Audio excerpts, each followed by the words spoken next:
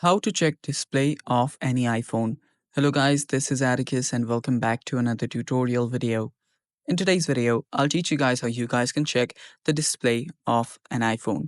So without any further ado, let's dive right into it.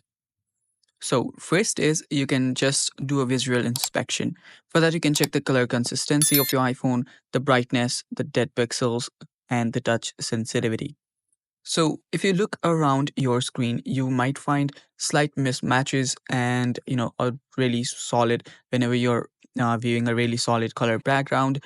There are different brightness levels and stuff like that. And also when your display goes to the maximum and to the minimum, you can check if there is any difference or between the consistency across the screen. And that's one way of doing it. The other is by checking the parts and service history.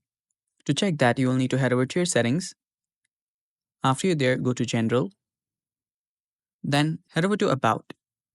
After you're on About, if you scroll down a bit, you'll find Parts and Service History.